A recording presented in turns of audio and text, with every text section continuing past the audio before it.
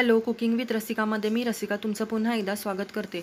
आज आपण पाहणार आहोत अंडा बिर्याणी आणि त्यासाठी मी पाव किलो म्हणजे 1 ग्लास इतके तिबार बासमती राईस धुवून 20 मिनिटं भिजवून तो राईस शिजण्यासाठी मी 2 ग्लास पाणी घेतलेलं आहे। मी उघड्यावर भात करणार आहे म्हणून 2 ग्लास, तुम्ही कुकरमध्ये करणार असाल तर अर्धा ग्लास कमी पाणी घेतलात तरी चालेल। त्यानंतर त्यामध्ये मी अर्धा चमचा मीठ, 1 इंच दालचिनीचा तुकडा, 7-8 काळी मिरी, 6-7 लवंग, 2 तेजपत्त्याची पानं, 2 हिरव्या वेलच्या आणि 1 मसाला वेलची घालून ह्याला उकळी आली की त्यामध्ये धुतलेला तांदूळ मी यामध्ये सोडलेला आहे। तसेच राईस पांढरा शुभ्र व सुटसुटीत होण्यासाठी मी अर्धा चमचा तूप व अर्धा लिंबाचा रस यामध्ये घालून शिजण्यासाठी ठेवलेला आहे। त्याचबरोबर दुसऱ्या बाजूला मी 5 अंडी इथे उकडण्यासाठी अर्धा चमचा मीठ घालून पुरेसं पाण्यामध्ये बॉईल करायला ठेवलेली आहे। हिरव्या मसाल्यासाठी 7-8 लसूण पाकळ्या, अर्धा इंच आल्याचे तुकडे, 4-5 कढीपत्त्याची पानं, 2 हिरव्या मिरच्या आणि थोडीशी कोथिंबीर घालून हे सर्व सुक्क मी वाटून घेतलेलं आहे। इथे पाहू शकता तुम्ही भात आपला 80% शिजवून झालेला आहे। तुम्ही साईडला थंड करून उघडा ठेवणार आहे। त्यानंतर कढईमध्ये 4-5 चमचे तेल घेऊन एक मोठा कांदा उभा पातळ चिरून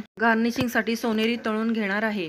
त्यानंतर त्याच तेलामध्ये मी 8 ते 10 काजूगर तळून घेतलेले आहेत। नंतर त्याच तेलामध्ये मी अर्धा चमचा जिरं, 2 तेजपत्त्याची पानं आणि एक मोठा कांदा उभा पातळ चिरून यामध्ये परतवून घेणार आहे। कांदा अर्धवट परतवून झाला की त्यामध्ये आपण हिरवा मसाला केलेला होता तो मी यामध्ये टाकून 1 मिनिटभर परतवून घेतलेला आहे। त्यानंतर एक मोठा टोमॅटो उभा चिरून त्यामध्ये मी टाकणार आहे। 1 मिनिटभर टोमॅटो मऊ झाला की त्यामध्ये मी सगळे पावडर मसाले टाकणार आहे।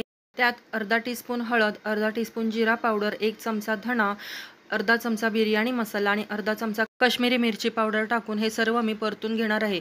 यामध्ये मी अर्धा चमचा कसुरी मेथी, 3 ते 4 चमचे म्हणजेच पाव वाटी साधारण दही हे सर्व टाकून व्यवस्थित जरा परतून घेणार आहे। त्यानंतर यामध्ये मी ग्रेव्हीला लागेल इतकंच मी मीठ घातलेलं आहे। राईस शिजताना आपण ऑलरेडी त्यामध्ये मीठ घातलेलं आहे, हे लक्षात घेऊनच या ग्रेव्हीमध्ये मीठ ऍड करायचं आहे।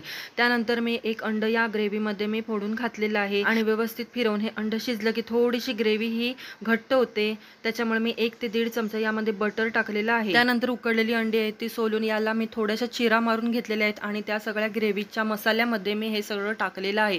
यामध्ये मी 1 मिनिट ते 1.5 मिनिट मी हे परतून घेणार आहे, त्यामुळे अंड्यांना चांगला मसाला लागून जाईल। 1 ते 1.5 मिनिटानंतर ही पुन्हा मी व्यवस्थित काढून एका प्लेटमध्ये घेतलेली आहे। त्यानंतर उरलेला कढईतला जो मसाला आहे तो व्यवस्थित एकसारखा पसरवून त्यावर मी तळलेला कांदा, थोडासा पुदिना चिरलेला आणि चिरलेली कोथिंबीर घालून त्यावर शिजलेला जो मोकळा केलेला भात होता थंड झालेला तो मी पसरवून आणि भातावर शेवटी मी मसाल्यात घोळलेली अंडी आहे ती लावून घेतलेली आहे। त्यावर पुन्हा चिरलेली कोथिंबीर, तळलेले काजूगर टाकून लिंबाचा रस आणि इथे केशराचं दूध मी राहून गेलं पण आधी तुम्ही टाकू शकता, मी आता टाकते आहे, आणि 2 चमचे तूप टाकून हे सर्व व्यवस्थित मी झाकून ठेवलेलं आहे। इथे जड आणि घट्ट बसणारं असं झाकण मी लावलेलं आहे आणि मंद गॅसवर हे मी 20 मिनिटं दम देणार आहे।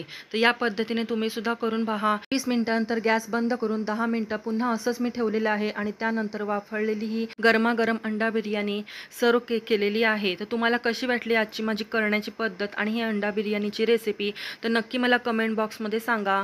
तर तुम्हाला आवडली ना, लाईक करा, शेअर करा, तसेच सबस्क्राईब करा। पुन्हा भेटू आपण नवीन रेसिपीसह, तोपर्यंत बाय।